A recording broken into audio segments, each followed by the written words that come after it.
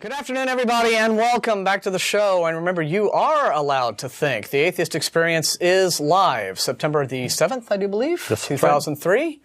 Thank you for joining us. I'm Martin Wagner, your host, as always, filling in for Ashley Perrion this weekend, who is off having a little vacation. Jeff Jones has come to join us on the air as co-host, and you've not been on the show very often. I've been on once. Yeah, so it's right after the Godless so Americans March on Washington. That would be not very often. Nope, that would be not very often So it's a treat at all. to have you back. And thanks. You've been on the Nonprofit Show now and again. Yes, talking about quite a lot of stuff. So, well, good. Well, I'm glad we could snag you this weekend.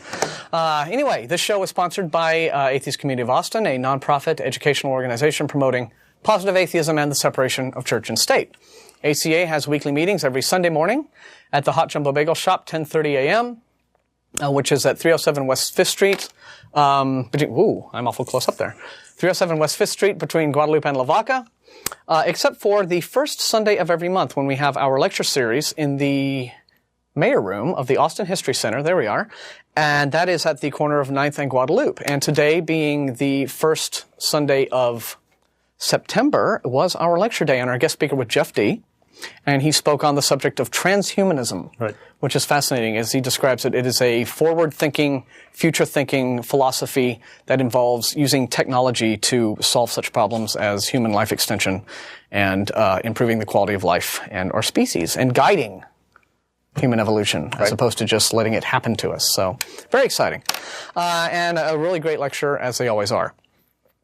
So I think next month we're not having a speaker. Next month we're having like our yearly business meeting. Oh, right. So you're talking about our budget and what we're going to... Right. Yeah, and the month following in November, I believe, is James D., an ex-professor at University of Texas. No relation to Jeff, who will be talking...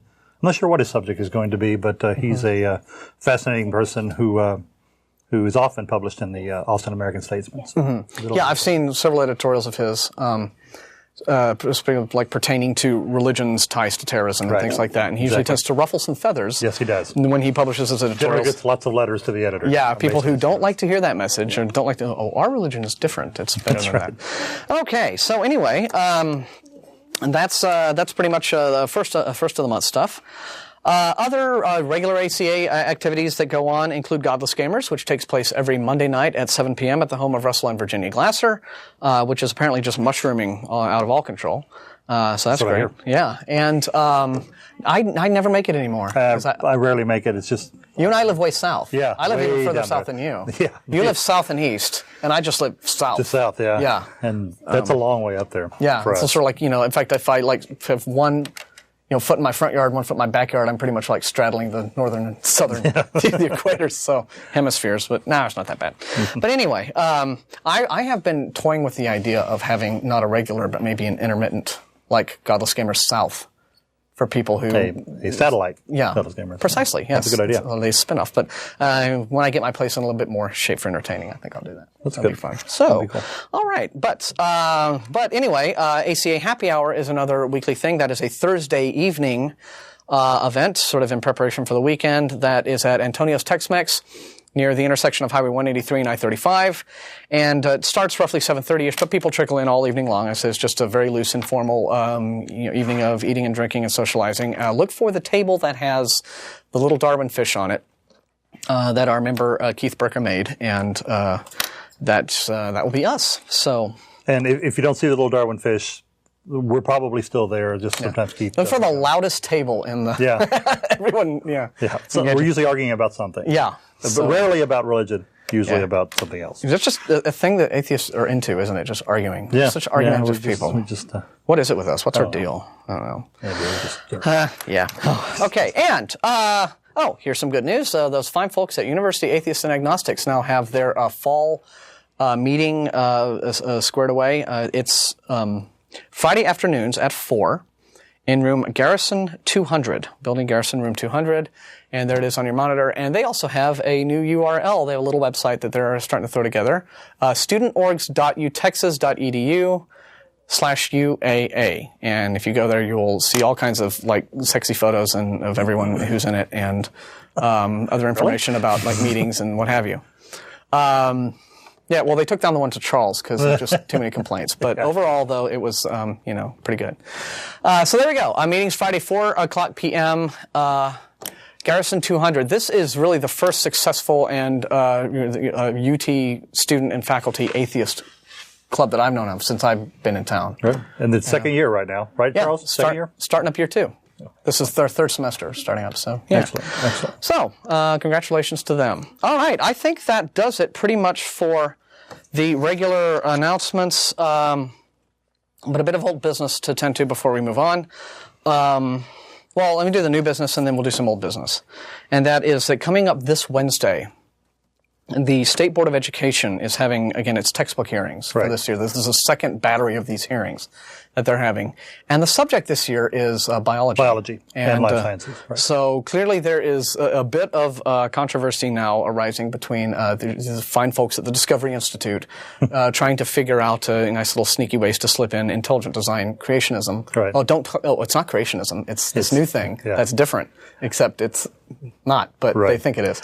Although they've kind of changed their tactic a little bit there. Instead of going directly trying to get intelligent design put into classrooms, they're actually just trying. What they're asking for is that criticisms of evolution be included. Yeah, are pointing out what they consider weaknesses. Yeah, their criticisms of evolution. So basically, they want the same thing they've always wanted. They just are trying to get in one step at a time. Just to find a different back door to come through. Right. But the thing is that the scientific community has kind of rallied. They're not going to take this lying down. There was a big press conference a couple weeks ago. Texas Freedom Network. Yeah, sponsored this, and it was sort of a stand-up for science where you had tons of science teachers from various high schools and just various supporters of science came out and said, no, I mean, science education needs to, be done right. And several people from our group are going to be testifying this coming Wednesday. I'm one of them. We have Don Baker, Russell Glasser, a few other people that I know of. I think Michelle Gadouche, of course, testifying. Our co-chair. And I emailed, had an email exchange just over the last few weeks. There's somebody on our main email group from the Colorado a group of, I think, American Atheist chapter in Colorado. He joined our email group, and he's in touch with Victor J. Stenger, who is a well-known writer of science texts and having to do with, challenging intelligent design. Right. And so I got to exchange some emails with him, tried to see if he could actually come down. But he's like, no. Actually, that same day, Victor Stenger is going to be in Hawaii debating William Lane Craig on Does God Exist? William Lane Craig's this big Christian apologist. But he sent me some interesting information. Like he has shown mathematically that William Dembski's laws of the conservation of I think energy, I believe it is, or something. One of Dembski's supposed mathematical proofs of intelligent design can be shown, directly shown to be wrong. Yeah. And stuff like that. And he said, but since I'm not. A lot of people who are in our group and who are testifying have PhDs in the various scientists. Yeah, or at least a background in biology. A background in biology, and I don't. But I'm going to be speaking as the interested layman. Yeah, concerned citizen. Yeah, and so I'm going to be speaking directly about claims that the ID crowd makes that they aren't motivated by a religious agenda are just plain false. Because you can find some wonderful person, and I don't know who you are. I don't remember who you are offhand. But last night, in fact, somebody posted to our mailing list this incredible website that has point by point. I saw that. Refutations of a lot of intelligent design, but criticisms of evolution. But on one of them, you can find numerous direct quotes of some of the folks that, the leading lights of intelligent design, Behe, Dembski, Jonathan Wells, where they just come right out and say, like Jonathan Wells comes right out and says, I prayed and I prayed and I prayed, and I asked God what I should do with my life, and he said I should combat Darwinism. Right. Yeah. And Dembski has written in one of his books, it's like any view of science that doesn't include Jesus Christ should be considered deficient and should be attacked. So, to say that this is not a religiously motivated movement is just a flat lie. It always has been. And, they'll tell you this, that intelligent design is a new idea. It's not a new idea. It's as old an idea as there exists. It's as old as the first person the first human being who wondered where he came from and didn't have any answers, and so came up with God. that's all they're wanting us to do is they're wanting to ask questions and come up with God, and they want us to stop there and not go any further. Yeah, and they want us to think that they've attached a new name to the thing, and that makes it something else. That's what makes it something different. Still creationism. But anyway, that's happening, and I'm sort of reeling in anticipation of this because it takes place. It's Wednesday, this coming Wednesday, starting at 1.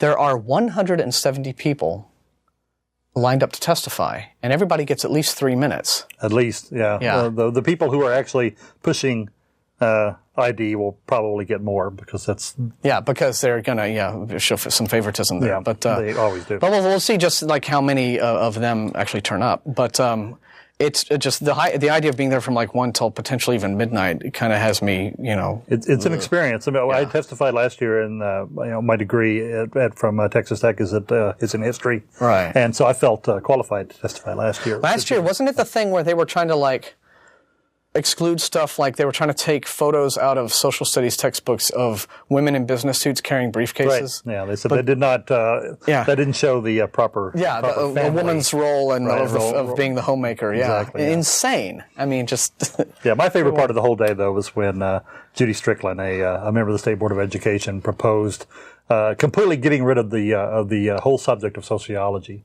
In high schools and college textbooks. Too hard. Yeah, because, it wasn't too hard. It's because something offended her in a sociology textbook. So her response was, next year I'm going to move that we get rid of sociology as a subject. I don't like it, so. I say we move to get rid of the I offends thee. Yeah, I know. It's just scorched earth policy. Oh, I don't like that, so it heretofore no longer exists. Right. Yeah. Wow, crazy. Yeah. But I'm told Heather at Texas Freedom Network has informed us that she can let us know where we are on the list. Yeah. And we can just kind of, because I really don't want to be there 12 hours. But, if I can turn up and listen to an hour's worth of stuff and then do my bit and then split, I'd like to do that if I can. You won't be able to get it within that time frame you really want. Close enough. Yeah. Well, Heather has offered to call us on our cell phones to let us know when we're... Oh, really? Yeah. Well, that's awful nice of her. Yeah, which is, at least that's what Michelle indicated this morning, so I'm going to hold Heather to that. The Texas Freedom Network is a really great organization. They are terrific, and, if we can't do calls to action here, but they're a really great organization. Yeah, which is why just visit their website. Yeah, if you'd like to visit their website. There it is on your monitor in front of you. But that's happening, and we will probably, next week, Ashley and I, may get one of the folks here, who also testified to be a guest on the show, and we will be talking a whole lot about how that all panned out. Good. And get a little follow-through. You'll have plenty to talk about, trust me. Oh, I'm sure we will. You'll be amazed at how really remarkably average the State Board of Education members are. Yeah. Well, nothing amazes me anymore, but then averageness would be, that's sometimes more depressing than anything else. But anyway, okay.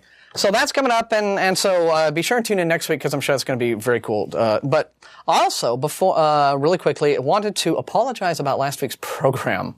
That was talk about some problematic stuff. All kinds of things went wrong. We had first off, it was the fifth Sunday of the month, and we're not even really lined up usually to go out live on a month where there are 5 Sundays, and it's the fifth Sunday, so you have to sort of specially request the time.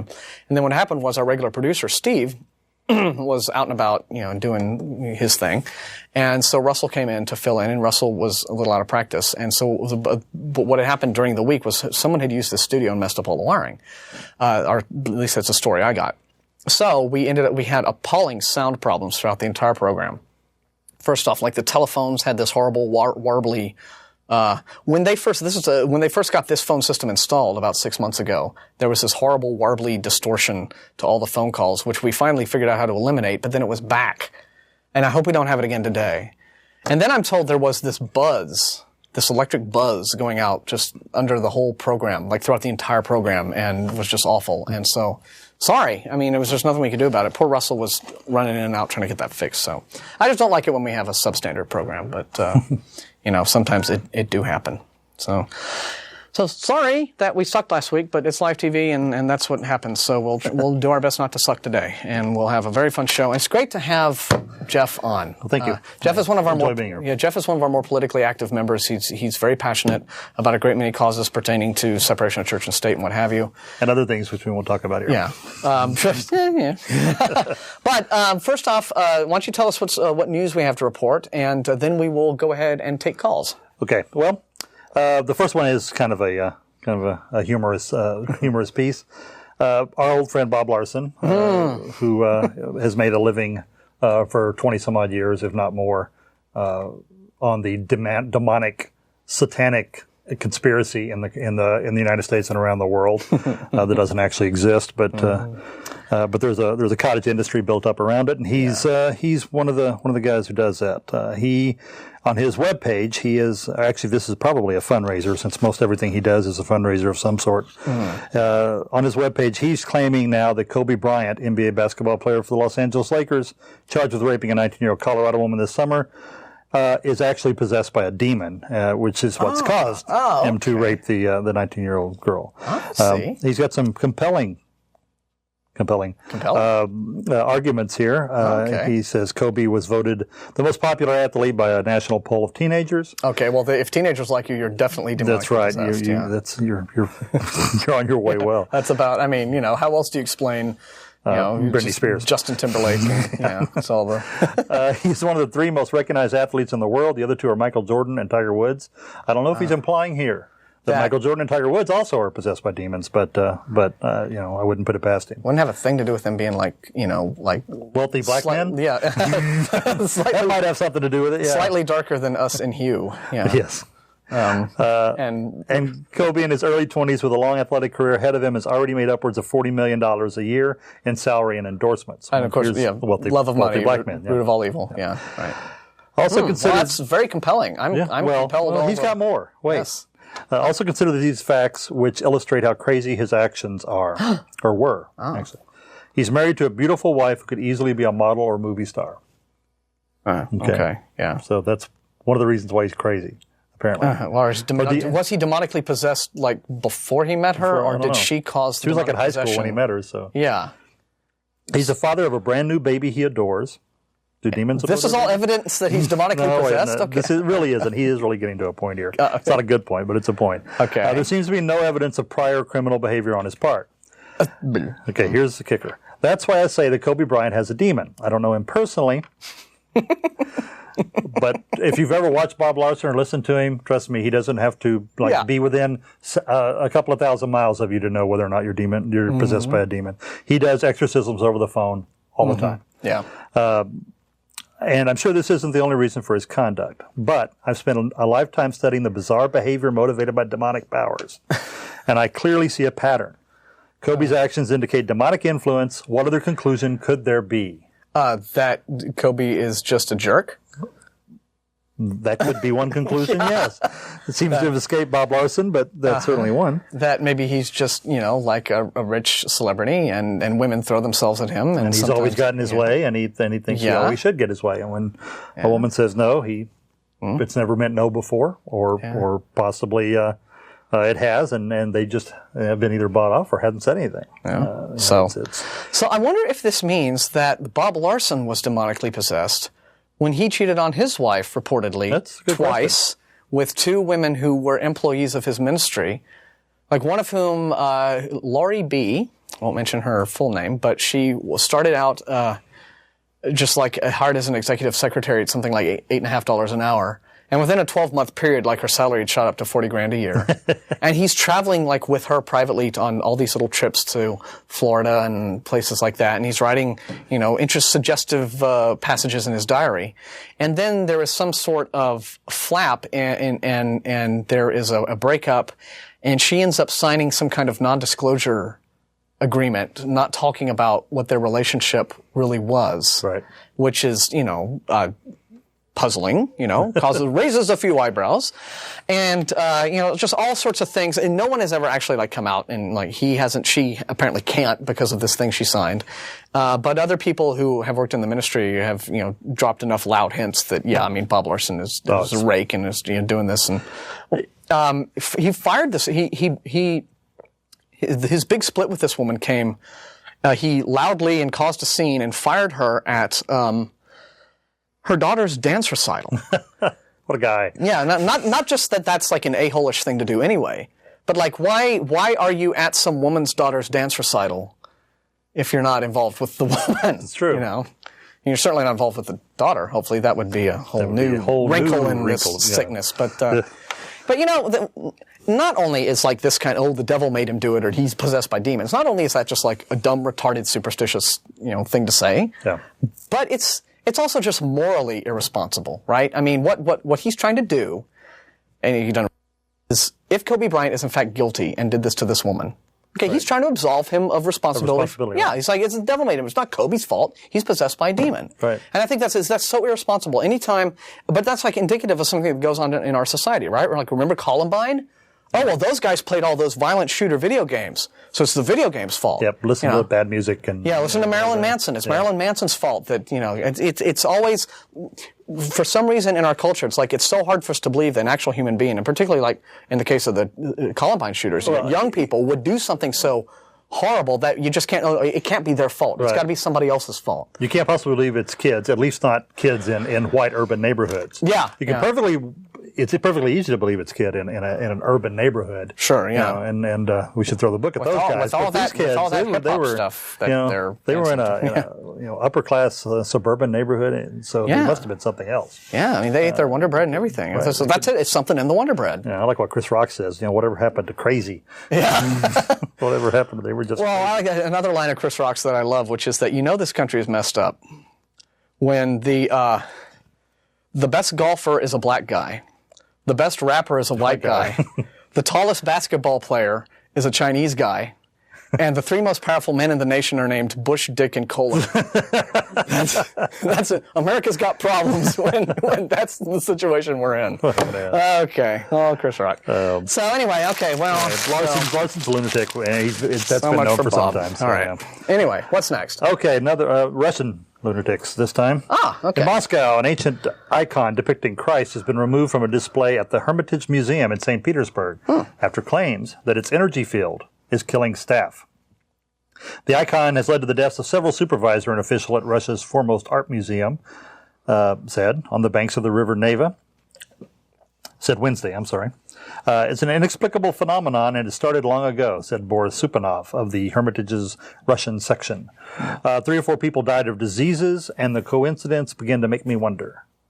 When the custodian seats were moved away, all the trouble stopped. It won't be exhibited anymore. The icon was created by several artists, but it is in the middle section painted by an apprentice It is the middle section painted by an apprentice that has the negative biofield. Negative biofield. Biofield. Well, now, has anyone checked it for like weird molds or anything? There could be, a thing, but it's not going to be negative energy, I don't think. Supanov says he's complained for years about the effect of the icon was having on staff's health, but in vain. In earlier stages, he said exposure to the icon resulted in high blood pressure, general malaise, and headaches. Well, if I'm like hanging around, I might get a headache too. Just too much. Just like, But yeah, there could be something. Could be mold. Could be. Conceivably could be. Probably not. But yeah, he said no one took him seriously until he went to the Russian tabloids, and then suddenly they took him seriously. And yeah. Oh well. Alexander Kostova, an icon specialist, said, he's just a nutty professor. Only one of the workers in contact with the icon died, and she had cancer. Well, wait, was that before? Well, I know what they need to do. They need to call Bob Larson and have an exorcism in that place. That's right. It's probably a demon. There we go. Most likely a demon. We're going to go ahead and put the phone number up anyway while Jeff goes on and continues. Anyway, just in case the first time before you to ever see us here, this show, we've been on the air 6.5 years. It's all kinds of fun. We take live calls every week from folks just like you if you have questions to ask us. But if this is your first time to watch the show and you've never talked to an atheist before and you wonder what it's all about and what have you, a couple things. First off, there's our viewer feedback address, and this is because every show we get phone calls backed up.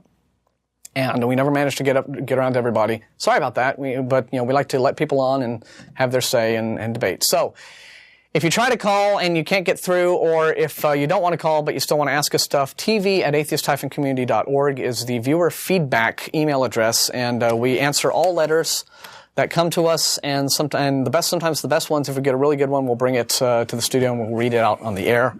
So that's tv@atheist-community.org. It's your viewer email feedback address. And also, our website at atheist-community.org, which you can visit for all kinds of fun stuff, it also has a fact page, frequently asked questions.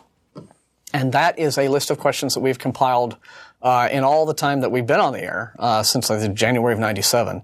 The most common questions that we get from believers and folks who call us up. So if, maybe you should check that out first if this is your first time to watch us and you have some questions for us, because maybe we have already addressed your question. So just go there. There's a website there at the bottom of your screen, atheist-community.org. Click on FAQ for the fact page, and but who knows? Call us anyway if we didn't answer you. So there we go. We're going to go and put the phone number up on the screen for calls, and Jeff continues. Okay. The Ten Commandments in Alabama has been a pretty big story lately, and as a result, actually not as a result, but we'll go into that later. An Alabama representative, United States Representative Robert Aderholt, has introduced a so-called Ten Commandment Defense Act, which is House Resolution 2045. To promote the unconstitutional display of the Decalogue and other sectarian religious monuments. The bill is in response to recent federal court decision, which have ruled that in many cases presentation of the commandments on the government property is illegal. State promotion of religion in Alabama. So he's trying to introduce a bill saying, no, it's not. Right. He's trying to introduce a bill which in itself is unconstitutional and would be ruled so if anyone brought it before the Supreme Court. So this is the Nuh-uh Act of exactly Alabama. Right. This is, okay, you say it's unconstitutional, we're going to put a law in that says it is. Yeah. But putting a law, to change the Constitution, you have to change the Constitution. Yeah. You don't get to just make a law. That's the whole point of the Constitution. It was designed specifically to prevent people from doing things like that. Yeah. So he can do this all, and this says that this is in result of the Alabama brouhaha. Which interestingly, notice how it has died down almost in its entirety since the thing was removed, right? And then the TV cameras went home, and lo and behold, folks, America has not collapsed into, satanic anarchy. Nobody's murdering anybody on the streets. Everybody is, everything's still normal. We're all still here. Everything's fine.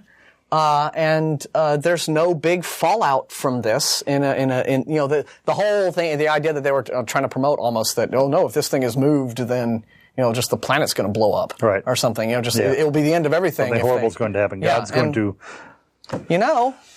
Nothing's happened. Yeah, because I think most, and it is very salient to note a couple of things too. That when in all the news reportage of that actual event, was that first off, most of the people who were there, standing on the courthouse steps, praying and prostrating themselves, and which you brought up a very brilliant point on the radio show. Who do these folks look like? They look like Muslims. Yeah, they look like they were all like fanatic Muslims praying to Mecca, which because they were all Muslims do. I don't want to imply that all Muslims who pray are fanatics. That's not the case at all. But it just goes to blur. The blurring the line between kind of blurring the lines. You kind of scratch the surface of any religion, and you've pretty much got the same activity going on. That's right. Whether your God or a different God, a certain type of practice or a different type of practice, one dogma or another dogma. Remove the window dressing. They're about the same. But most of those folks were from out of town and out of state. Mm-hmm. There was very little activity from local Montgomery folks. Yeah. Okay. Who probably just wish this whole thing would go away. Exactly. Yeah. And that was and I think that's a very relevant point. They had somebody, one of the Ten Commandments supporters, noting in a dismayed tone, they're like, "Where's all the local people who should be saying?" Yeah. Well, probably because they understand that this was Roy Moore just unconstitutionally trying to use the power of his office. Right. To enforce his sectarian beliefs, and they understood the unconstitutionality of it. They understand that religion is like a private matter, and it's not something that the government can stick its nose into. And they just wanted it all to go away. Right. And except for that very first rally, these supporters, they numbered in the dozens to hundreds, and you're never in the tens of thousands. And, right. That first rally maybe had a couple, 3,000 people at it or something, I heard. Yeah, and those people were bussed in from all over the country. Yeah, they were, And they brought them in busloads, which, is fine. Mm-hmm. That's there, but it's not, you can't claim that is a real showing of the will of the Alabamans. That's true too. Population of the citizens in Alabama, although it is Alabama. Yeah. But he kept trying to sell the thing as this was your religious freedoms at being threatened. Everyone, these are the evil, godless liberals trying to take away your religious freedoms, and it's only the monument, standing between your religious freedoms and this horrible and. Again, you could read like editorials and blogs just all over the web and newspapers about this, and just one of them brought up this hilarious point. It's like there's something on the order of how many churches in Montgomery? Yeah, it's a couple hundred, and they were all still open for business and fine, and people could go in every single. No threat there. Yeah. It's something I heard over and over again in this whole debate from these people, from the people they interviewed on TV and people on Robertson and Falwell and all those. I mean, the whole religious right in this country is that somehow taking the monument out is actually is an affront to not only your religious freedoms. But to the right to worship however you see fit, and the right to worship however you see fit is still in place, and they kept using the term public square. They want to remove religion. The atheists want to, and all these godless liberals or whoever they're talking about want to remove God from the public square. Well, that's as far from the truth as possible. The public square. In the way it's always been used before these people tried to, co-opt it and use it in another way, is the place where anyone can go and stand on a soapbox and yell and talk to their heart's content. Sure. Yeah. And we as atheists, free thinkers, agnostics, secular humanists, every one of our type, we don't want God removed from that. We want everyone to be able to go to that public square and stand on a soapbox and yell or talk to their heart's content. That's what makes this country this country. And the use of that term implies that we want God removed from public life, meaning anywhere in the public. That's right. That's ridiculous. We just want the government to remain neutral in the aspect of religion. That's the point. That is an important distinction that the theocrats and the fundamentalists and the Christians who support this stupid monument can't seem to wrap their brains around, which is that they use the term public in a way that I think is deliberately misleading. In a way to conflating the meanings of, when we say the Ten Commandments shouldn't be in a public building. What we mean is like a government building, a building that is taxpayer funded, where every faith should be given an equal shake. That's right. And not just, and when you have a monument to one faith and not a monument to other faiths, the message is sent that we, your government, we approve of this one. Right. Okay, and we're giving this one special dispensation and special rights. That's right.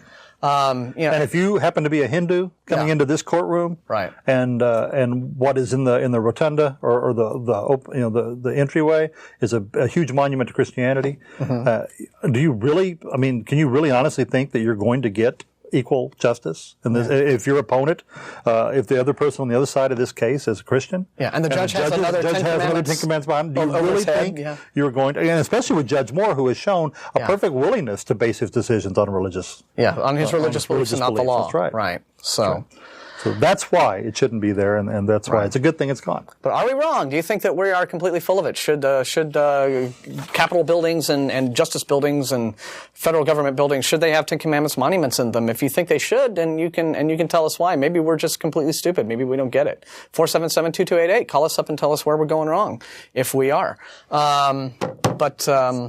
What else have we while we're letting folks? One final, since we're talking about a religion eking its way into politics, just so we'll feel a little bit better here in the United States, those of us who believe this way. It's not just here, folks. There is a pretty strong push for Christianity to be officially included in the European Union Constitution, which they are working diligently on at the moment. This is from a Reuters story of September 5th. Italy will push for Christianity to be mentioned in an EU constitution when EU leaders meet to negotiate the new charter in October, Deputy Prime Minister Gianfranco Fini said on Wednesday. Feeney, whose country holds the rotating EU presidency, said he hoped the leaders would stick closely to the draft constitution drawn up by a convention of European lawmakers, but that they would insert the Christianity references which the forum omitted. The Italian government has been quite clear from the outset of the convention, and we have not changed our opinion. The Italian government has been clear, by the way, on this because the Pope has put extreme pressure on them to be so. I imagine so, yes. We feel that it is necessary to include this reference, Feeney told a news conference after addressing the European Parliament. The convention, headed by former French President Valéry Giscard d'Estaing, chose to avoid mentioning Christianity and its blueprint for the bloc's first constitution, referring instead to Europe's cultural, religious, and humanist inheritance. Humanist inheritance. Would you love that? Yeah. But I mean, is that really the case? I mean, for several centuries, the old Vatican and the popes, sure they were. Many of them there were. Sure they were, but recently, I mean, let's face it. If you look at there was a poll that was published a few months ago about the difference between American religious belief and European religious belief, and people in America believe a lot more of the actual literal interpretations of virgin birth, things like that, than they do in Europe. In fact, France is one of the most secular countries in the world, and so is Switzerland and Sweden and some of the Scandinavian countries. It's just different over there. People view it differently.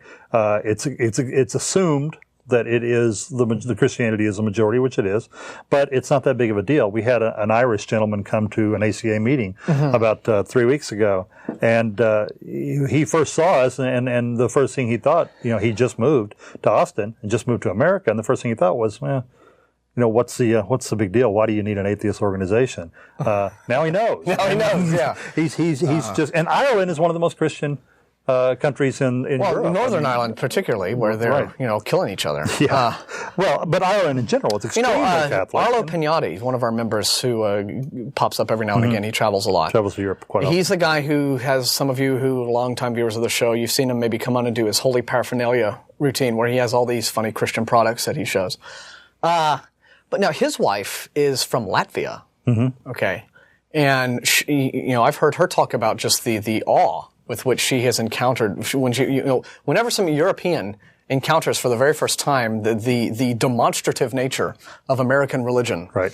And just how people are in your face with their evangelism. It's shocking. In a way, it's in a way that it is just alien. Over there. I mean, it's very much your own business when you live in Europe. That's right. And it's certainly not the business of the government. Yeah. Especially in countries like France and Germany. Although there are countries throughout the EU and throughout Europe that have like official state religions. But you see, in those countries, pretty, church attendance is fairly minor. Yeah. Just no one takes, it's not that big a deal to people. Average European church attendance is less than 30%. Yeah.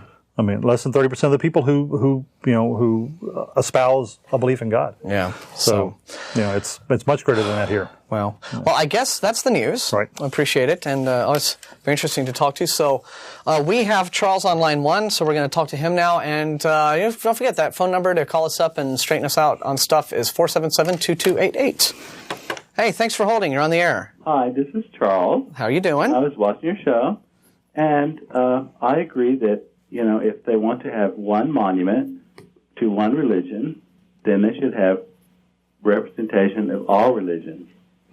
And this would include the pre-organized religions, the agricultural shamanistic traditions of Native America, as well as the Taoist, Confucianist traditions of Asia, Hinduism, Buddhism, and then one could begin to see that religion is part of every culture, and that's the status of it. It's part of every culture, and you can't just accept one. You have to accept them all, and then you begin to see that it's part of the human condition. Yeah. And that's just that would be a very good educational thing. Of course, it would be a very crowded rotunda at that point. Yeah. Well, the more gods and goddesses and religious ideas, then people can begin to see that, it's everywhere, and it's not just and why should yours? The argument that the Christian theocrats make is that yes, sure, there are all these other religions that people in America are free to practice, and that's fine, and that's great because we get to have religious freedom in this country. But ours, Christianity or Judeo-Christianity, ours is the one that our Constitution is based on, and it's the one that our country was founded on, and it's the one that our laws are founded on. And that is the actual argument that like the Ten Commandments supporters make. Right. And 2 weeks ago on the show, we pretty much went through like the actual Constitution, the Ten Commandments. We read through some stuff, and we pretty much shot that down. Pointing out that of all of the 10, there were 2 out of 10 commandments that you could point to and say, okay, these are actual laws, and those are the commandments against theft and killing. But every culture, throughout human history, even like the hated ancient Egyptians. That's right, the ones that the Jews supposedly fled from. The evil Roman Empire. They all had laws against those things. It wasn't legal to kill people there. There are common laws, right? Yeah. So the one argument that they have is specious. But what is interesting about what you bring up, Charles, is that there was a case recently in Ogden, Utah, where a small religious sect, I don't know if I should use the word cult because I don't really know that's what they are, but it was certainly a fringe sect called Summum, made the case that there's a Ten Commandments monument present, and they said, well, you should have the 7 aphorisms of our religion next to this Ten Commandments monument. And, the officials there said, no way. And they brought this case before a court, and I think it was decided in their favor. And so the Summum group got to have its 7 aphorisms mounted and posted next to this Ten Commandments monument. And if you have an idea what Summum is all about, I mean, this is about as fringe as you get. These appear to be people. I've gone through their website, and I'm not going to put their information up on the screen because, like, their website has a lot of potentially very offensive, like, content of an adult nature. Because, really? Yeah, well, apparently their core belief has to do with the fact that creation, right, the universe, is the result of God having a big orgasm. Okay, that's and where? Egyptian. Yeah, well, they've swiped it, from that's not like all religions. They borrowed copiously from other ones. Yeah, and they have this whole page on their website apparently talking about how like God masturbated the universe in existence. Yeah, I kid you not. And so these folks got to have their 7 aphorisms put up in a public building. Well, why not? Well, in the end, though, I think that it's from a practical matter, right? You either have them all or you have none, and the reason it is better to have none is because it is not the business of government to be out there looking favorably upon or looking any way at all really upon what should be the private matters of an individual citizen. What your decision in your mind, in your heart of what faith you want to follow, that should be personal, and it is a personal right that the government has no business sticking its nose in, either to sanction it or to say no, you can't do that. It's just not a part of your life that is any of the government's business. Well, I agree, and I think it's the total circle. Being like Native American myself is now complete, and like having all religions is the same as having no religion. So by overdosing on every one, then maybe people would stop caring so much about the alleged religion of our founding fathers or whatever their mothers or whoever they were. Yeah. But that may be, Charles, but also you must take into account people like us. In order for the government to remain neutral on religion, it has to take into account those of us who have no religion or who don't affirm a belief in God. And if you have monuments of all different kinds of religions in a courthouse, then what's our monument? We don't believe in a God. Yeah. We don't have. And I don't want have that. A blank space. Yeah, well, which is exactly what the Ten Commandments supporters in Alabama tried to say when the monument was moved. It was like, oh, no, you have this blank space now. You're promoting the atheists. That's right. No, you're not. Yeah, but a blank space.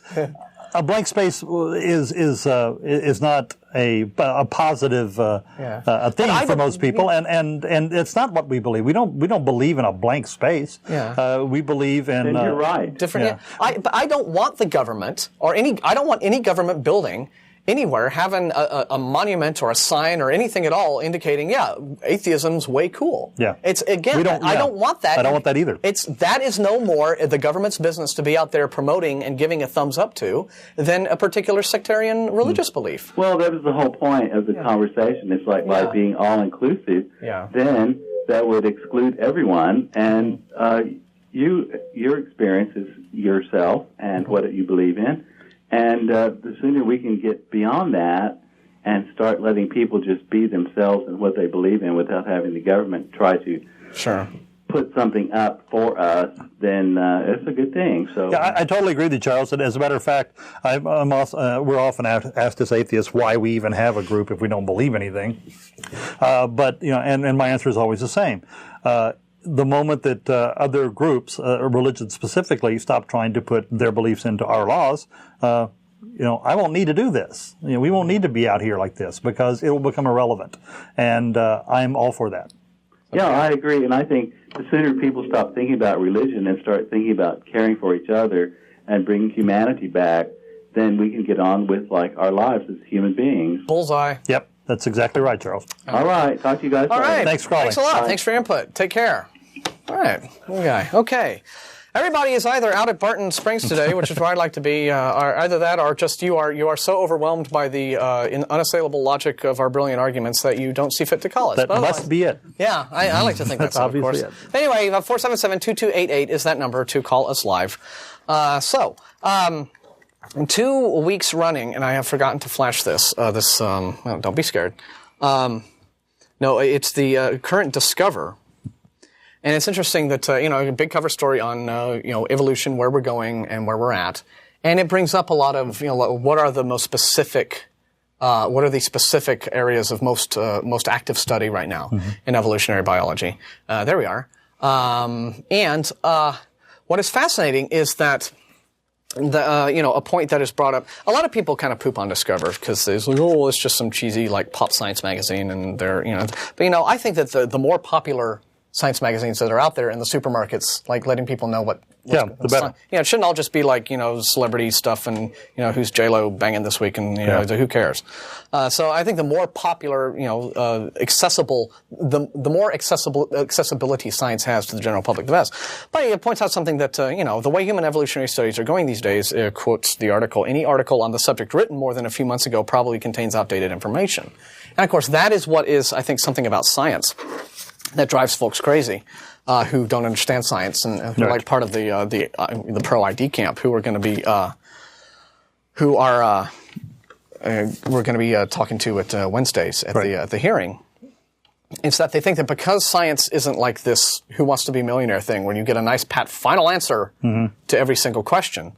That this is somehow flawed. Right. That this is somehow a weakness. It's because we don't know everything God exists argument. Yeah, it's an argument from ignorance, right? And no, I mean that is actually the strength of science, is that it does not offer you these dogmatic answers that cannot be challenged. And every answer in science is tentative. Right. We could discover something on Thursday that completely overthrows everything about evolutionary biology that we know up to now. Yep. And it happens a lot. We actually see, in fact, more things like that are happening in stuff like astronomy and physics. Right. Where, in recent years, we've discovered.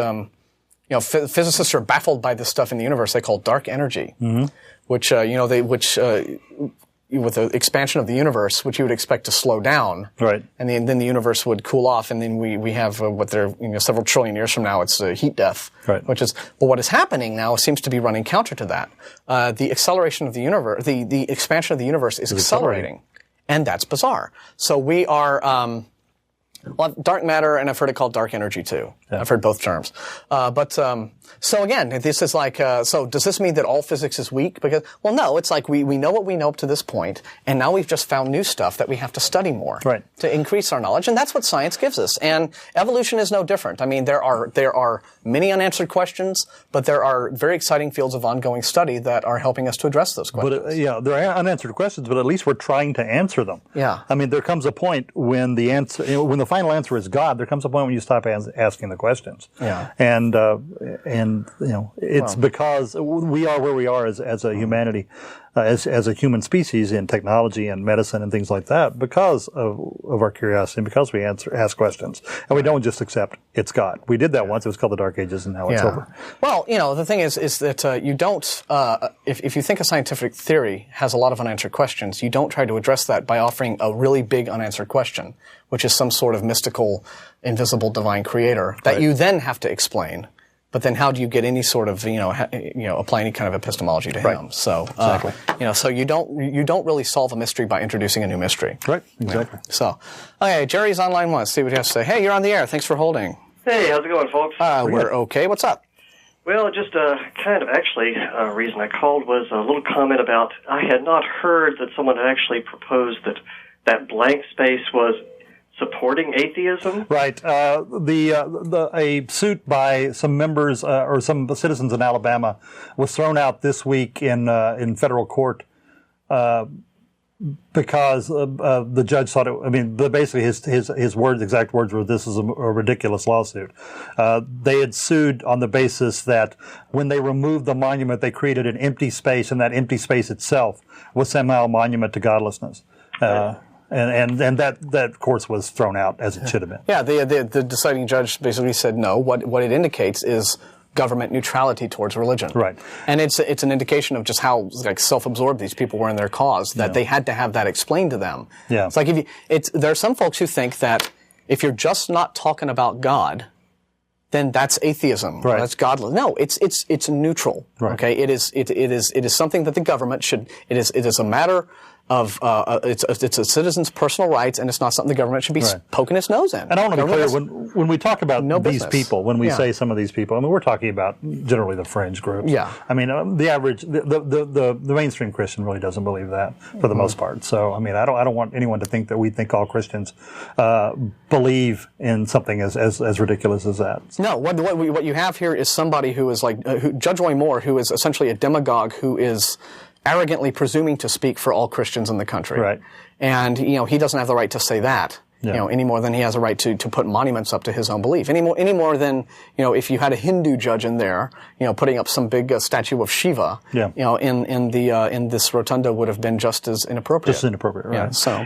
Well, I've got to admit, the comment I had was just, that it's come to really poor pass when we've got a series of deconstructionists bringing up a lawsuit here, which is what it sounds like. It sounds like deconstructionist theory, actually. Right. But also something that was mentioned while I was waiting, the studies on the universe expanding, so on and so forth. And you mentioned dark matter and dark energy. You heard both terms. Unless something else has come out that I'm not aware of, there are separate but related things, are they not? That might be true. Yeah. The most recent term that I had heard referring to what was causing the acceleration of the expanding universe was termed dark energy. Right. Dark matter, I believe, is what the majorce of the universe is just made up of. Stuff, right? Gas, planets, us. Right. Yeah. I mean, but the dark energy is what is this mysterious force that seems to be thumbing its nose at physics. And, that now they're now studying. So this is going to open up an entirely new branch of astrophysics, and it's very exciting. Right. So yeah, I remember seeing something on, I believe it was the Discovery Channel at some point about that, and how it was just throwing the astrophysicists for a loop, and they were like kids in a candy store. They were absolutely fascinated. Yeah. Wonderful to watch. Yeah. which is exactly the point we're trying to make when you talk about things like putting ID into schools. Is when science changes, it's science that's changing it. It's not coming from religion. It's not new thought coming from religion. It's science that's finding it. Science doesn't care what your political preferences are. It doesn't care what your religious preferences are. It doesn't care what your sociological attitudes towards culture are. It just deals in admittedly, I think, in a way that makes some people very uncomfortable with cold, hard facts. Right. And if those facts happen to inconvenience your view of yourself, then that's just too bad. I mean, science has, if nothing, this remarkable capacity to puncture the balloon of human beings and their hubris and their self-importance, including the self-importance of some scientists. Look at the cold fusion guys. Yeah. So, I mean, science is not immune from the same things that cause other problems and other types of things like politics and religion and things like that. To me, that's the strength of science, is that it does have that self-reviewing quality. Exactly. Right. Exactly. And so, like the Piltdown Man. That stood for a long time, but due to peer review, it was knocked down. It was science. It was other scientists who discovered that was it's all about. And you hear, when you point out that the ID Brigade, has not had any, peer-reviewed papers on the subject, and they always say the same things like, oh, well, they always bring up some vast labyrinthine conspiracy theory as to why, the pro-evolution scientists are conspiring to keep them out of the journals. Right.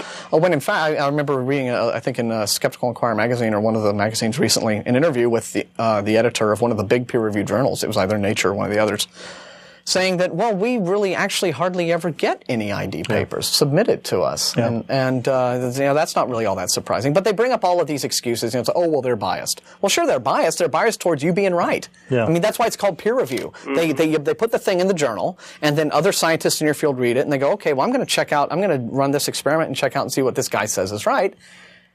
And if it's not, then you have to take your lumps. And and some folks are, scientists are human like anybody else, and occasionally we'll get a guy who doesn't want to take his lumps, but too bad. Yep, that's so. It has been a long time since I've been able to contact you guys, and for that matter, watch. I think that you've. I recognize your voice now. You used to call us quite frequently, and you had a lot of. Yeah. Oh, right. Yeah, I know who you are now. Well, it's good to have you back. But. Hope that you get some lively discussions going today. I hope so too. Yeah. Well, we've thrown the phone lines open, and we're out there. Kind of slow so far, but we can taunt people. There's no God. There we go. So taunt them and get them to call us. But we think maybe everybody's out enjoying the sun, but who knows? Nah. But listen, it's great to hear from you. You take care. And thanks, you take care too. See ya. So yeah. Let's see. What else have we? We could talk a little bit, while we're waiting for our next challenger to step up to the plate, about how. I don't know that this has really been something that we have seen like the Bush administration promoting, but I don't really want to get into like partisan politics on this program because that's not really what this is about. Especially with me on this program, you don't want to get into that. Well, no, it's not, believe me, I have no problem with big Yeah, but it's really that's not our purpose. But it is true that one of the things that this administration has been doing has been has been putting like. Well-known religious right ideologues in various positions of influence, and particularly pertaining to matters of science. Now, they haven't really stuck their nose, at least overtly, in the whole ID controversy, but you have had folks like appointed to like women's health positions who are like overt anti-abortionists. I can't remember the fellow's name. Can't either. But the guy who was known for like refusing to prescribe birth control to unmarried women. Right. He published a pamphlet that he would give to women who would come to his clinic, telling them the prayers they should say if they have various problems or something. I mean, the guy's basically a witch doctor. Okay, so our current conservative government is putting this man in a position of influence, at a federal level. In matters of like women's health, having to do with things like reproductive rights and birth control. Right. And that's a real problem when you have. And so the line between democracy and theocracy is certainly being tested. Yeah. Bush got elected. He needed the help of the religious right, but he really didn't need too much of their help because too much of their help would have been a bad thing. Because I mean, let's face it, it was, women tend to, there are more women now than men in this country, and they vote. They vote a lot, and you got to be careful when you're dealing with women's issues if you're on the Republican side, because of the history of the party and the history of opposing ERA, opposing abortion rights and things like that. So Bush couldn't cozy up too much to the Christian right, but he still needed them. So I think that these are payoffs. He's paying off for their support. He told them, look, be quiet, don't make a big deal in this, and I get elected, and trust me, you'll like the results. And so far, I think they probably have. Although he hasn't, I mean, to his credit, he hasn't publicly come out, on things like the Ten Commandments and on things like, very strongly at least. I think that he's noticed that that's probably just too big a hornet's nest to get into. So however, one of the very first things he did was one of the worst things he did, in my view, is restrict stem cell research, and that was a direct result of pressure from the Christian right. And that's already drastic, right? Because we're losing researchers in this country as a result of that. When he came out on his little TV speech and said something to the effect that there were 64 stem cell lines, right? And they're not even a fraction of that, according to the actual. Yeah, and so we're losing now some of the best minds in our country. They're going overseas to do research over there, which is going to be the thing that will result in stuff to save lives. You know, I mean, it's going to be stem cell research that gives us our cure for Parkinson's, Alzheimer's, some of the multiple sclerosis probably. Right. Well, they're growing. I mean, just last week or maybe the last couple of weeks, they've had really good results in growing new heart cells from stem cells. Yeah, and they were from a patient's own stem cells, but But if you can repair hearts, if you can repair organs, if you can repair skin without skin grafts, if you can regrow brain cells and things like that, which stem cells all show promise in doing, it would be a tremendous benefit to this world. And the stems, I mean, I don't understand the objection because. Well, the objection is it's similar to the anti-abortion objection, which is presumably these embryos are potential human lives, and the argument seems to be: are you throwing away a life to save a life, and which is more valuable? And but these are, I mean, no one is proposing that a bunch of women go out and get pregnant and have abortions so you can have stem cells. I know. I mean, we're talking baby farms. Well, they were talking about. I mean, what they wanted to use was ones from fertility clinics. Yeah. Embryos that were made specifically to implant in women who were having trouble getting pregnant. And these are discarded after. They're discarded afterwards, and they're discarded to this day. Yes. And so since there's and this is an opportunity to not waste those. Those, right. Yeah. But that was not acceptable to the religious right. And I just don't understand it. Well, we'll see. Well, maybe Cecelia will explain it to us. She's on line 1. Hey, you're on the air. Hey, guys. How are you? We are well. Yeah, I really enjoy your show, and I was interested in the topic that you're discussing right now. Okay. Yeah, there was actually a law just recently passed that gave, for the first time, rights to fetuses, right. Like right to life. Yeah, wasn't this like a result of the Lacey Peterson thing? I don't know. In order to nail him, there was already a law in California that there's already one, but I think the anti-abortion crowd is trying to jump on this and say, here's an opportunity that we can expand this and broaden its scope. Right. Yeah, it's just a way to. It's probably the most slippery slope of all. That if you, of course, if someone loses their child, they don't want it to be, not through abortion, that they should have some sort of legal recourse. That this is the way for them to open the door to. To giving creating a culture in which the fetus is now alive. And, right. Yeah.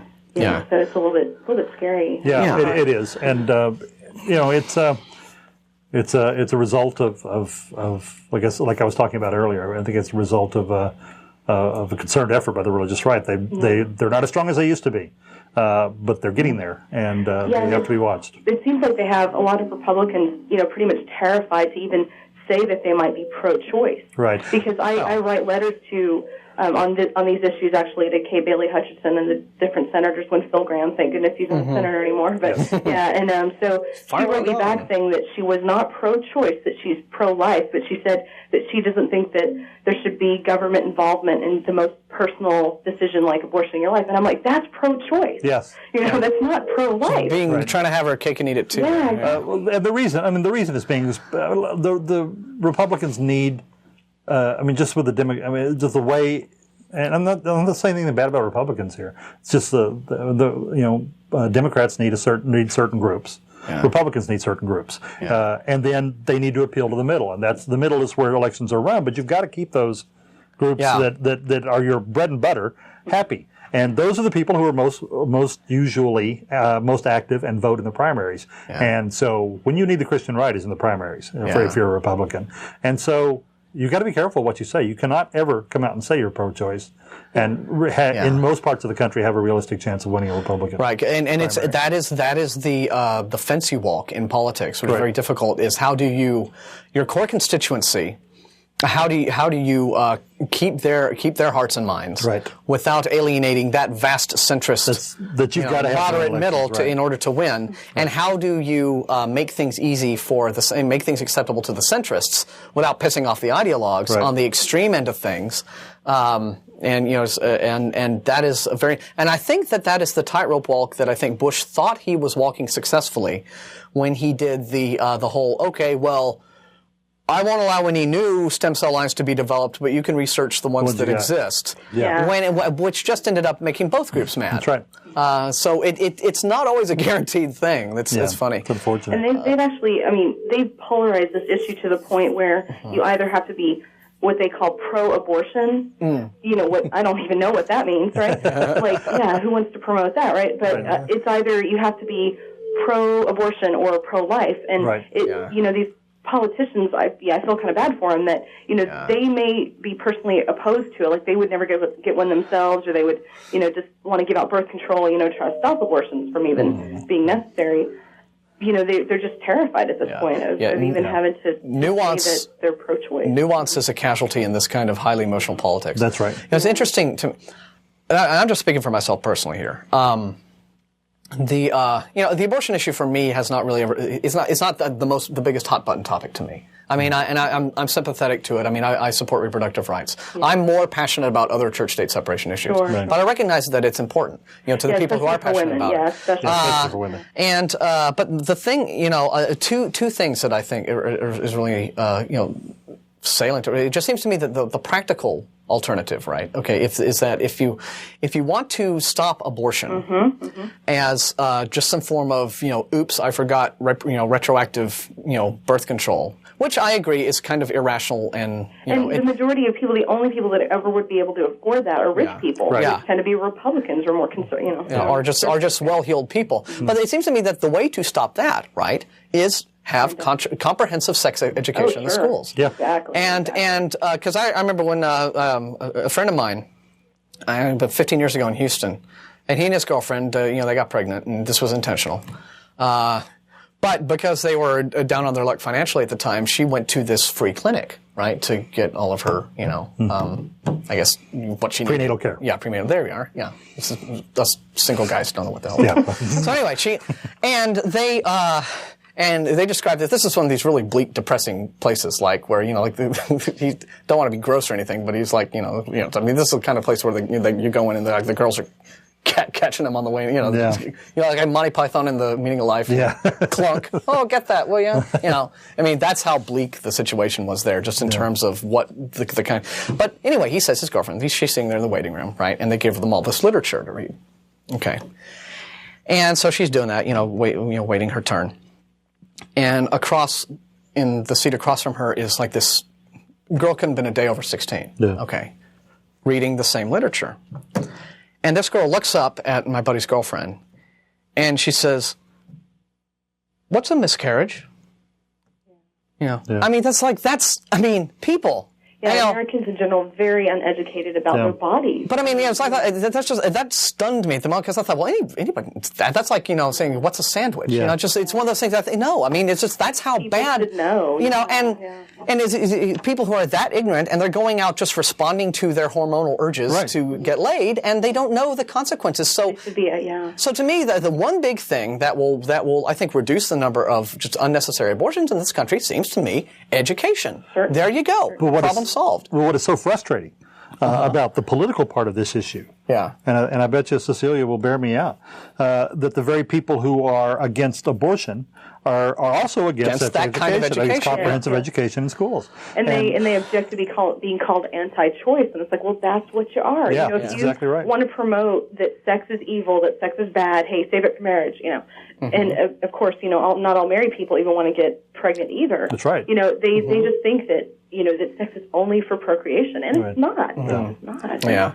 But it's and I want to hasten to point out, right, that this is one of those issues that not all atheists fall in lockstep on political lines, right? I mean, we all have. There is an organization that I know of called the Atheist and Agnostic Pro-Life League. Okay, so it's not a thing. You shouldn't assume that all people who are not religious are liberals who. We're not speaking for atheists and as a whole here. We're just speaking for ourselves. Abortion really isn't an atheist issue. I think and I don't think it should be a religious issue. Yeah, it's a I think issue. The religious right is making it a religious issue right. because and I can see why they would, because they call it killing, and then and that to them has that kind of significance. But I see it as being a medical issue, and I think that the ethical questions that arise through the whole notion of abortion and what should we do about it should be considered as medical ethics. The medically how is this? To me, it's a medical issue between a woman and her doctor. But most importantly, to me, I am pro-choice for the same reason I'm against the death penalty, because I don't believe the government has any right to inject themselves into what a person does with his own body. And or the government has no right to tell you must have a baby. They have no right to tell you can't, and they don't have the right to take your life. And then it's your personal sense. I don't like the government having that. That's tyranny to me. Yeah. And realistically, the more and more you criminalize it, people are just going to end up dying. That's right. They're just going to end up dying. Again, I think that this seems to me to be so similar to just about any other sociological problem that you can bring up. Is that education will solve.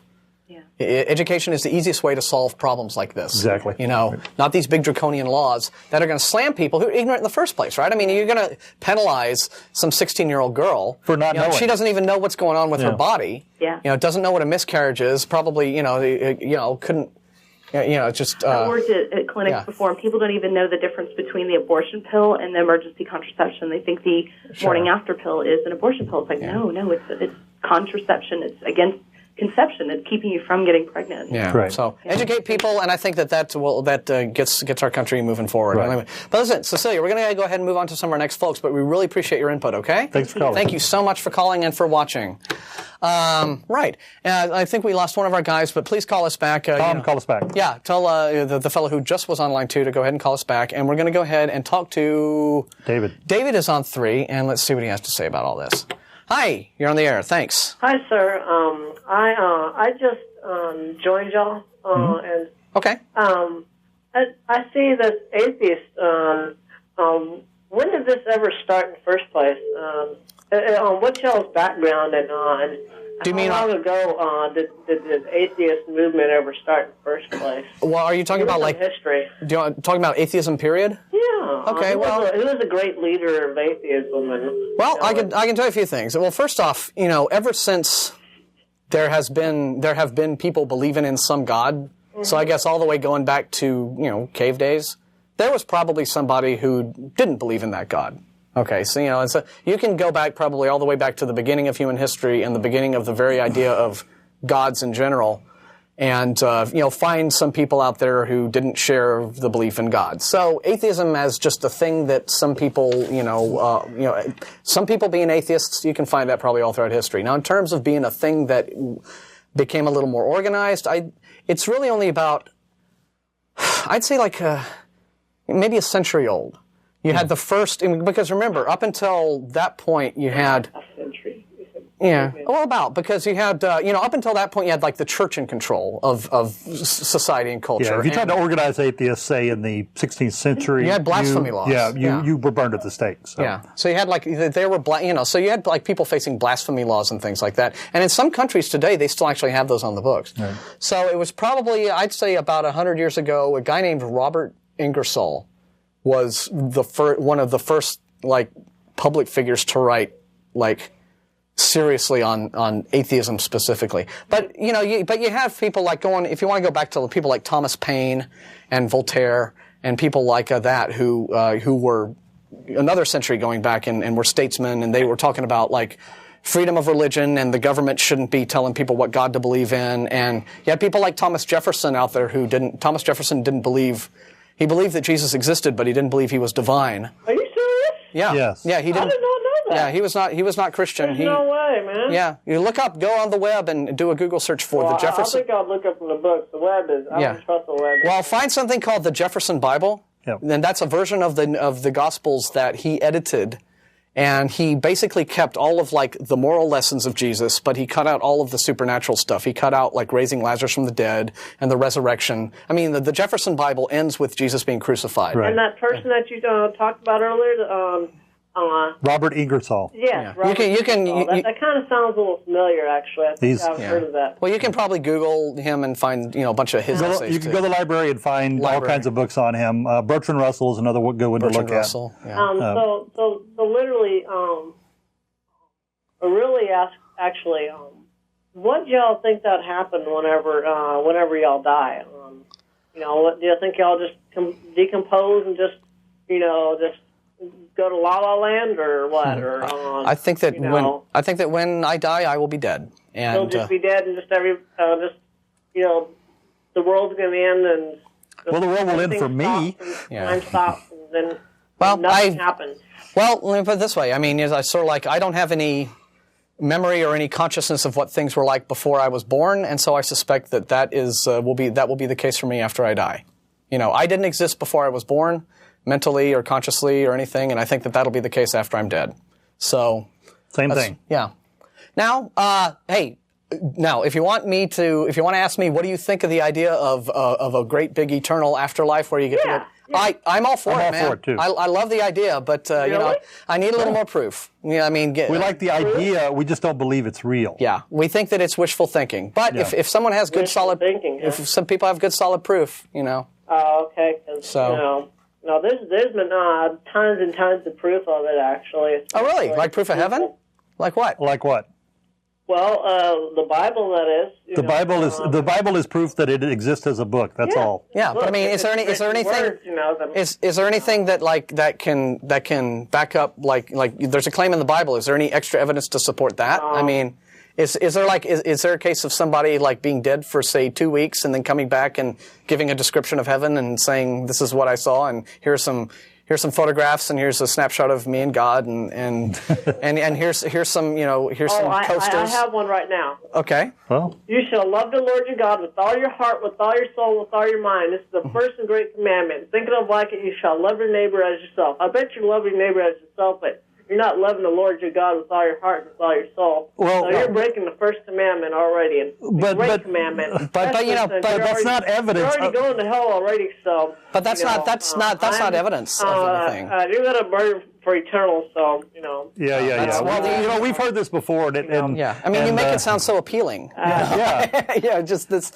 Isn't that wonderful? Fine. Isn't that wonderful? That's going to burn in hell and in agony and pain. Well, we don't think it's going to happen. We don't believe in hell either. I mean, you seem to have a problem with this concept. Yeah. We don't believe in God, and therefore we don't believe in God's torture powers. Well, you're going to believe it when y'all are going to die. Yeah. We've heard that before too. The sensations of your little toothpicks in my rear end. Yeah. Just the whole thing. Oh, not flaming. The toothpicks, like literally, No, not the toothpicks. Yeah. And blades and like. David. David, let me slow you down here. It all and you know what I'm saying, man. Yeah, let me know what you're saying. Let me slow you down here, David. See, the thing is, right? We listen to your religion, right? And we hear your religion, and it makes these claims, right? It's like if you don't join the club, you're in for a big world of hurt. And to us, that sounds a lot. It sounds like a pretty serious message and straightforward, and Yeah, and as a matter of fact, it sounds exactly like something we call terrorism. Okay. Terrorism? Yeah, I mean, what do you call a person who says, "Do what I tell you, or I'm going to hurt you"? Well, then, what do you call somebody who threatens you? That's because that's what it is. It's a threat. See, all your religion offers people is a big threat. You told that guy beside you to say, sit down and cooperate with me, or else you're not going to be part of the show. See, there has to be some type of order. And but I mean, but that's a threat, right?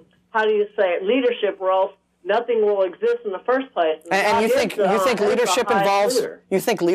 leadership involves compelling people upon the threat of violence, like saying, "Do what I say, or you'll be hurt." That's good leadership. Is threatening people? Because I call that terrorism. I call that terrorism. I call it terror.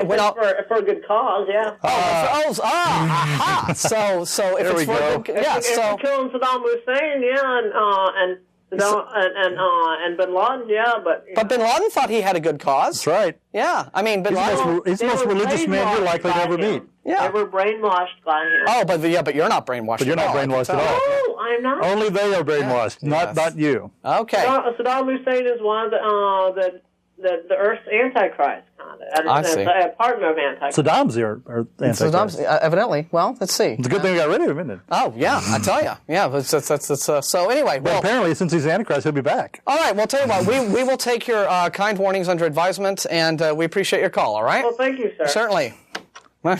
Yeah. Well, it's nice to know that those folks are brainwashed. Yeah. Yes, we don't have that problem over here in America. But not us. Tom, let's see what. Hey, you're on the air. How you doing? Oh, I'm doing. I can tell you that. I ain't doing as well as I'd like to be doing, but I'm doing. So, what's going on? What's up? No, just here, man. Hey, what can I say? Fucking enslaved to society and the ways that they try to program us. Yeah, that's what it is. I'm enslaved. No, I don't know, man. I was just catching your show. Shit, I just got cable not too long ago, and flipping through the channels here, and I saw that, and I saw the Atheist, and I was like, damn, what is this? So I started watching a little bit, started here and there, and heard your comments on the abortion and whatnot. And you're absolutely right, man. What they're doing right now is they just burn They burn them. What's that word I'm looking for? Put them incinerate them. Yeah. You know, and then you got your little. So do you have a question? Well, shoot, man, what's the purpose of everything? What's the purpose of life? Answer that one. Everybody's been trying to answer that for the longest time, and everybody's wondering, where are we happy, and is there a God? Okay. I don't know if there's a God. I know there's a higher power. I'm not that damn higher power, but there's a higher power I look to, and I don't know what it is. You call it whatever the hell you want to call it, okay? Whatever you want to call it. It's good, bad, ugly, up, down, side, left, right. It's the yin, the yang. We gotta. I think we're all born with the right and the wrong, a knowing of right and wrong. All right. The book that the guy was talking about earlier, the Bible. Honestly, I've never sat down and read it. Honestly, that's the truth. I've never sat down and read it, and every time I've tried to, it's very long. Read it, It's long and not really that good of a read. It's a boring story. The plot's kind of weak. I'm sorry, man. It's a boring story. It's contradictory to the whole self of everything, and that's just what I found. Picking it up, trying to read it. Yeah. But I like the theory of, or I like the idea of a man named Jesus being out there showing people how to love one another, how to care for themselves, you know, teaching you self-respect, self-motivation, self-discipline, I don't know that Jesus was teaching all those things. But well, I don't know whether he might have been teaching all that, but I think Jesus know that I'm like that. You know what I'm saying? I'm like that. I tell everybody love one another. Shit, I don't give a damn if you believe in a God or not, but I know that you should love one another. Shit, I honestly believe that we're all here put to help one another. People need each other. I think that's a good point. I think people that's need each other. Period. Yeah. You know. Period. You need each other. I don't give a shit if you like your neighbor. We totally agree with you, Tom. You know, the question we have, the question becomes, why do we feel that way? And to us, it's because of that's the way society works. Yeah. And that's the way we work. That's the way. Yeah, that's the way human beings work. We can demonstrate, right? I mean, it's been shown, that people want to get along. I mean, we have it's genetic. We have a genetic predisposition to cooperative behavior. We had this. In fact, that's one of the things that made our species survive in the first place. Why we're the Homo sapiens as opposed to like the Neanderthals and all the other early hominids. And luck. People talk about a God so much, this, that, and the other. Like you know what? Well, I'm fixing to answer you, though. The society that we live in nowadays, they've made God so materialistic, and that's so crazy because ever since the beginning of time, that's all it's been, a materialistic bullshit world. Yeah. I'll trade you one conscious shell for 3 seashells, buddy. Yeah. All right, bud. Oh, well, we're going to go on to the next guy, okay? But thanks a lot. You take it easy. I'm glad I waited on the line as long as I did. Good. Me too. So thanks, Tom. Just, before I don't have that much disagreement with him. That's the God part. Well, his thing is that, what makes life, what are we all here? What's the meaning? Blah, blah, blah, blah, blah. I mean, you have to determine that for yourself. I mean, that's why we have intellect. That's why we think. That's what being an intelligent being is all about. You know, thinking about, coming up with the thing that makes your life meaningful because we're only here for a certain amount of time. That's right. But, getting back to what I was saying, I mean, it's the big brains that our species developed enabled us to develop things like the ability to think in abstract concepts. Right. The ability to develop language. Once you can develop language and communicate, you can talk to the other guy in your cave and say, let's cooperate. Let's get together and form a big hunting band and bring down the big game.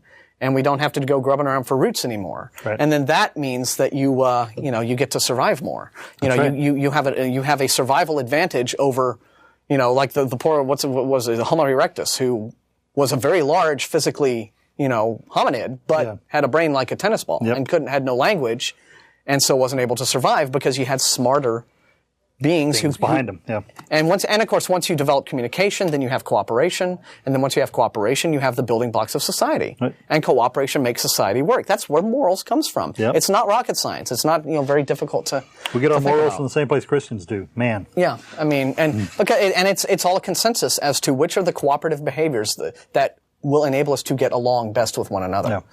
We decide. Yeah. And it's not an infallible process, Sometimes we're wrong. Sometimes it changes. Yeah. In fact, it changes a lot. It changes a lot, and people will have different ideas, and there'll be conflicts, but then that's all part of human experience, too. Who's first? Line 2, Greg wants to talk. Okay. Hey, thanks for holding. You're on the air. Sure. Hi, guys. Hi, how are you doing? Fine, how are you? Enjoying the show today. You had me worried there for a minute, though, when you were talking about the origins of atheism. It goes back farther than 100 years.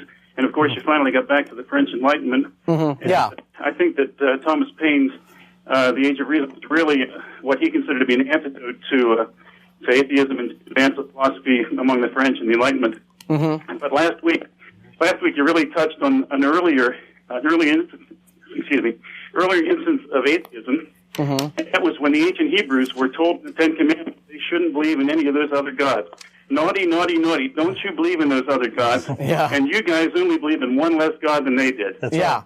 Right. That's pretty much it. I mean, and you have to also wonder if at the time that was written, if the idea of polytheism was taken seriously even by the early Judeans. Yeah. And there was a time when actually did something every day. I mean, in Egypt, they made the sun rise and go down. The one god did that, and you had and specific gods had duties. I mean, they were there. This one just kind of sits up there and supposedly listens to prayers and just gets worshipped. And if you fail to do that, you end up in the burn in hell, right, forever. I think by the time the Hebrews caught on to monotheism, they actually brought that over from Akhenaten and the Egyptians. That isn't even a Hebrew idea, but here we are in the Ten Commandments saying, don't you believe in those other gods? And most religions indeed tell people not to believe in the other gods, just believe in their God. That's right. Mm-hmm. And you guys are just a little bit more all-encompassing in your atheism. Yeah, that's right. We just take it one tiny step further. Yeah, we just believe in one fewer God than the Christians do. That's right. And that's pretty much it. So, thanks a lot for your input. Of course, but you're right. I mean, atheism as just a thing that is a cultural phenomenon, of course, that goes back as long as there have been gods. Yeah. There are reports of, I was reading a book recently about the Black Death in the 14th century. And it was interesting to note that, there are records at that time of, there was widespread religious skepticism and disbelief even then. Yep. Just people didn't shout it from the rooftops because they didn't want to be, hung, drawn, and quartered and whatever else would happen. That's right. You had to be careful. Yeah. But you're right. But I'm thinking mainly in terms of, a more organized effort, I think. Yeah, it really, I'd say it goes back to the French Enlightenment and Thomas Paine, and then leading up to Ingersoll. And and slightly before the French Enlightenment, there were even skeptical strains of Islam during the rise of Islam and the astronomers and the rise of mathematics and science. While Europe was dark ages. Islam had this stage of skepticism and scientific inquiry. That's very true. There were even very skeptical people among the Islamic culture. Even today, there are sects of Islam that are certainly more skeptical and view the belief in Allah as more of a kind of an esoteric. So is this like liberal Islam? Like I guess what you would call it. Yeah. Well, we're going to be running short time, but before I go, guys, I did want to mention one more thing. You seemed to speak a while ago when you were talking about the humanist tradition of Europe, but really, that is the common ground of all people of goodwill. This is the ground upon which all people of reason and science and medicine. I mean, we don't go to witch doctors anymore. We go to medical doctors. All people that believe in a scientific approach to life come together in this common ground, this common base of reason. You got on your shirt, Martin. Reason works. Yeah. Wow. Thanks. Yeah, you're right. I agree with you fully on that. And thanks a lot for that. Hang up. Goodbye. Thanks, all right. Take care. I don't know if that was his phone or something, but he was cutting in and out. Yeah, I think it was cell phone probably. Our main camera's kind of like drifted to one side. Oh well. Anyway, that's okay because we're off the air in 3 minutes, so we're gonna take a quick call from. Is this Angus or Agnes? Agnes. All right, and on line one. Thank you so much for holding. You're on the air. Yeah, I called you before. I was watching the History Channel, and they were giving a history of Bible, love, and sex. My. And how contradictory it is. King David stole someone's wife named Bathsheba, and I don't know who her husband was. Okay, and gave her a child named Solomon, who's in the Bible, the Book of Solomon. And I just wanted to bring up this point. It's just like how it contradicts itself with the Ten Commandments. And yet he had 300 wives and plus several hundred or thousands of prostitutes. Wow. Well, you read the Book of Solomon, just like father is like son.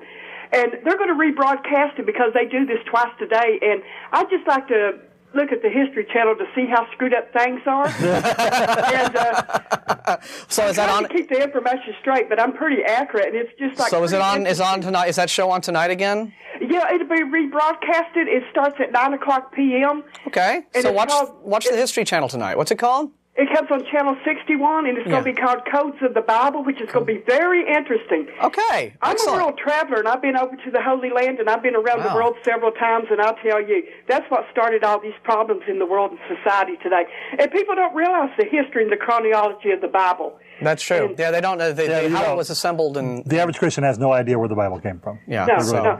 And but anyway, listen, Agnes. The History Channel said the reason that it was condemned back then is because they didn't have no birth control, and they didn't want to know. They wanted to know whose child that the husband was having. Well, anyway, I better let you guys go. Thanks a lot. Thanks a lot for letting us know about that. And we're fresh out of time. That is the show for today. Don't forget, TV at atheist-community.org is our TV viewer feedback address if you want to call us up. Write us, ask us some questions if you didn't get a chance to talk to us on the air today. We ended up having a bunch of really good calls. Yeah, it's wonderful having you on, Jeff. Thanks. I enjoyed it. A lot of excellent input from you. And we had a rather sizable studio audience today. So thanks for coming out, gang. Yep, thanks, guys. And everything. We are here every Sunday, 4:30. Reruns every Tuesday, 4:30. Taped reruns on this channel. Visit our website, atheist-community.org. And that's all theists. We don't hate you. We just think you're wrong. Bye-bye. Bye. Thank you. See you next time.